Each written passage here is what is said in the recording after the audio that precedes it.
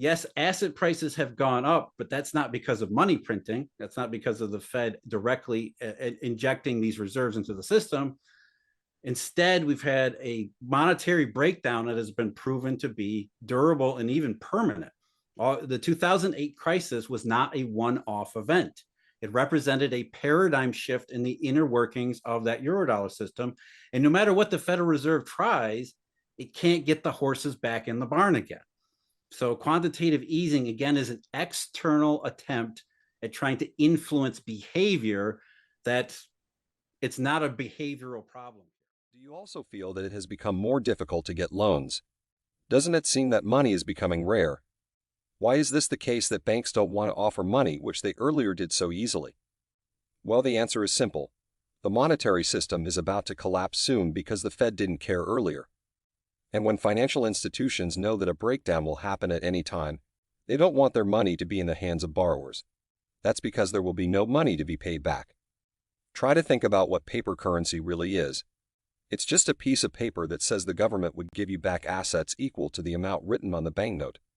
But when you go to the bank, you don't get any gold or silver because even the banks don't have them. Everything in our entire monetary system are standing in the air.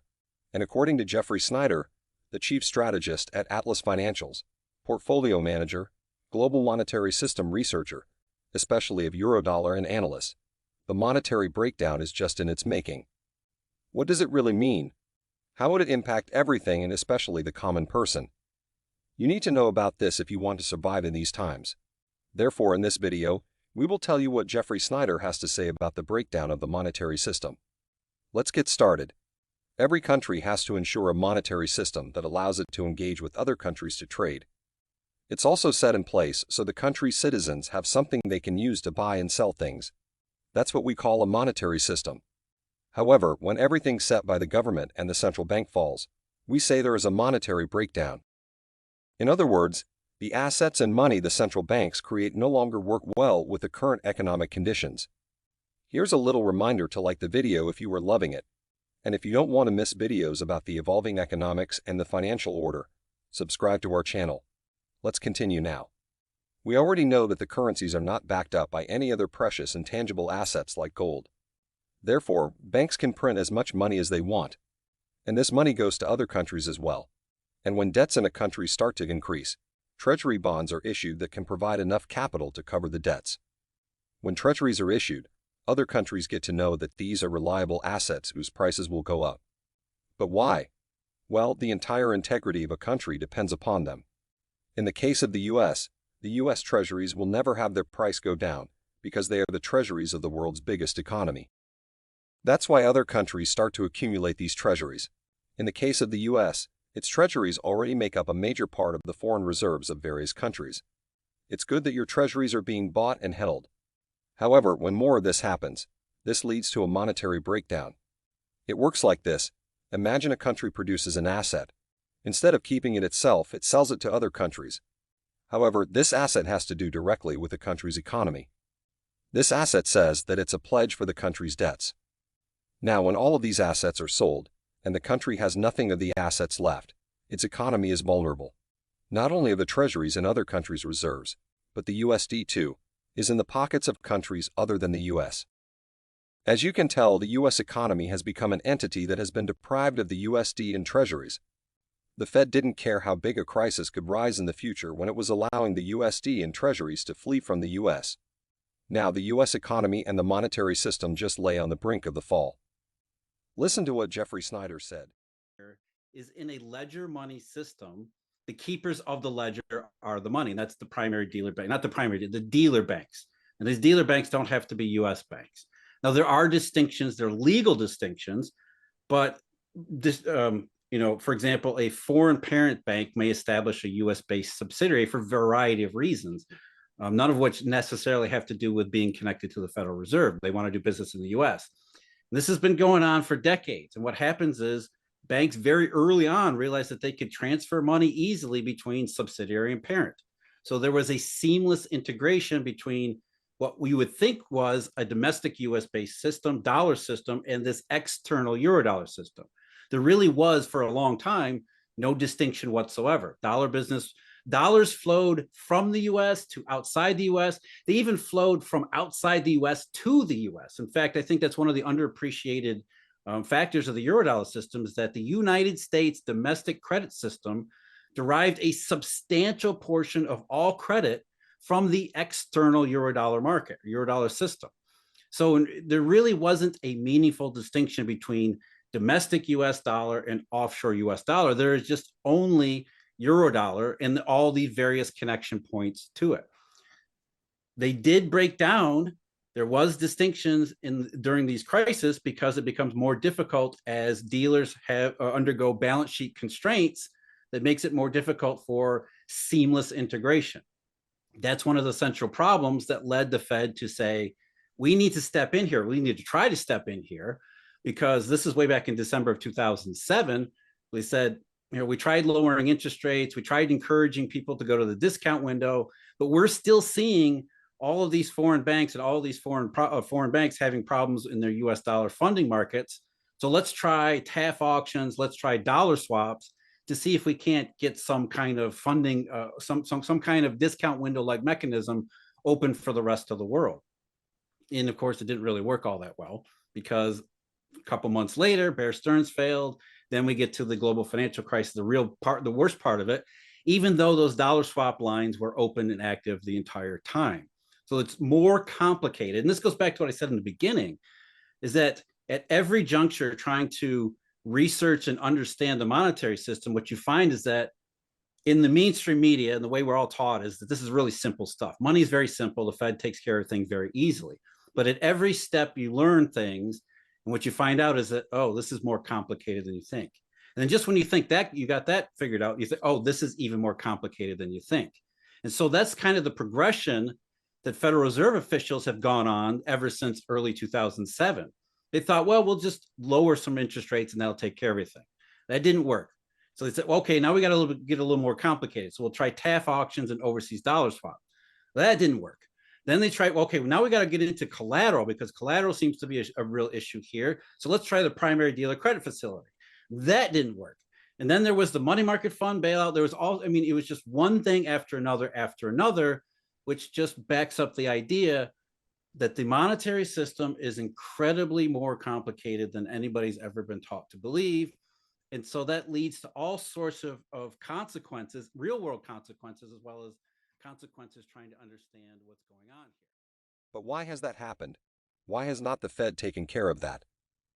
Well, the answer is simple. The monetary system, the U.S. doesn't have any place for the Fed. Jeffrey Snider said every country's monetary system evolves according to its needs. Therefore, when the Fed was created, the monetary system had already brought in the principles and laws that made the Fed absolutely unnecessary. Hence, during the 1950s and 1960s, the Fed started losing control of the monetary system.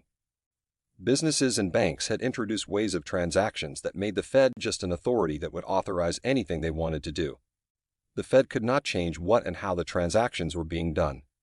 Now you can tell why the Fed cannot change the monetary system. The reason is simple. It wasn't part of the time when this monetary system was being created. Then how can the Fed change something it didn't create?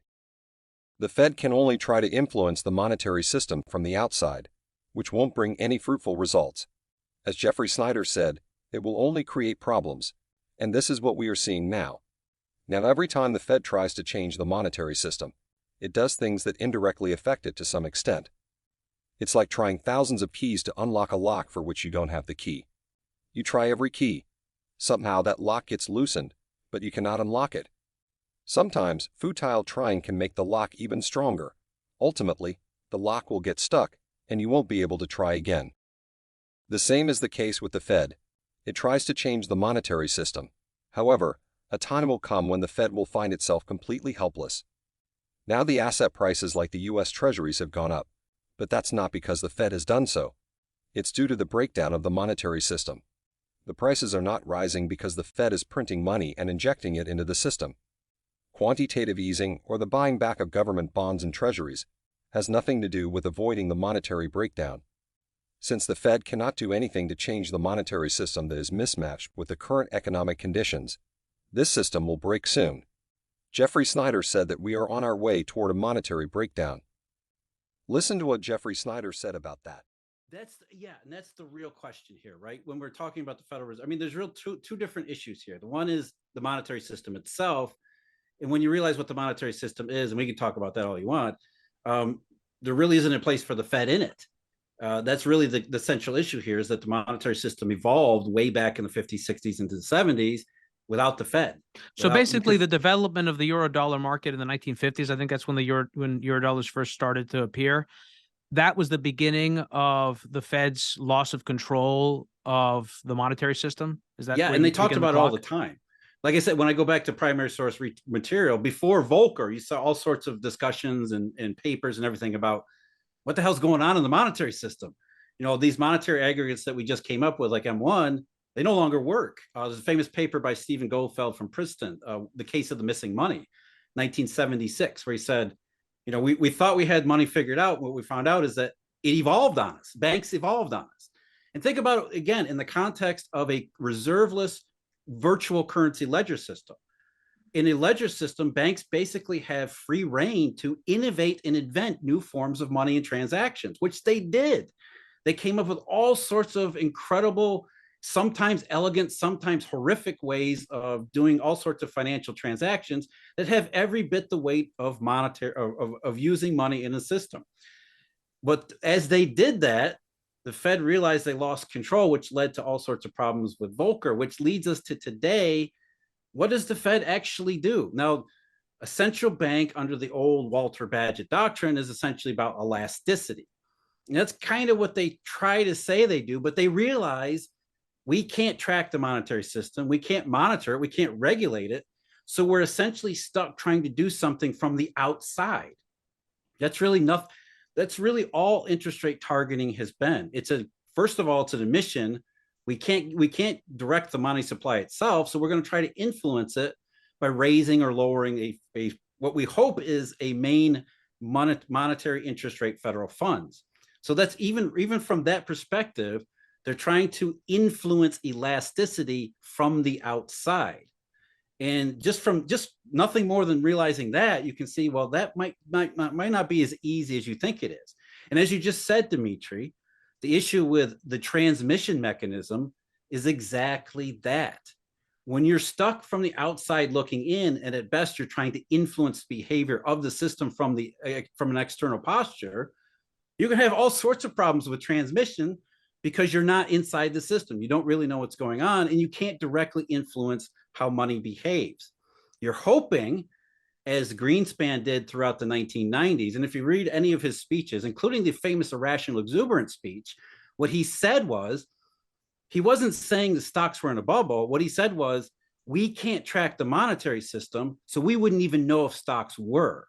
And nobody heard that. Everybody heard irrational exuberance and said stock bubble. What he was saying is that we're outside the monetary system looking in, and we only hope that this moving the federal funds rate around is enough of a predictable influence on monetary behavior that it leads to the best sorts of outcomes. Of course, that was completely obliterated in 2007 and 2008 when we had a specific monetary crisis where there was no agent of elasticity. The Walter Bagehot doctrine broke down because of all the complexities of this external, world-spanning, reserveless currency system that the Fed was not really a part of. And so at every opportunity, the Fed tried to work its way back into the system, but it just couldn't do it. And so post-crisis quantitative easing, this doctrine of abundant reserves, what they've decided to do is, well, we brought the federal funds rate down to the nominal zero lower bound, which means we can't do any more rate cuts. So what do we got to do? Well, we do what the Japanese did, even though we know the Japanese didn't have any effect with QE. So they just create a bunch of bank reserves, hoping that has, again, an external influence on the internal inner workings of the monetary system, which has proven to be ineffective. As you said, Dimitri, yes, asset prices have gone up, but that's not because of money printing. That's not because of the Fed directly injecting these reserves into the system. Instead, we've had a monetary breakdown that has been proven to be durable and even permanent. The 2008 crisis was not a one-off event. It represented a paradigm shift in the inner workings of that eurodollar system. And no matter what the Federal Reserve tries, it can't get the horses back in the barn again. So quantitative easing, again, is an external attempt at trying to influence behavior that it's not a behavioral problem. What do you think? Will we see a monetary breakdown that the Fed cannot control? How can the Fed change the monetary system? What if the Fed is given a chance to make a monetary system? Should it allow the USD and treasuries to drain out of the US? Comment your opinions in the comment section right below. Do you want to watch more videos like this one? If yes, please like and share the video, and subscribe to our channel for more videos on the latest economics and financial news. Until the next video, stay tuned.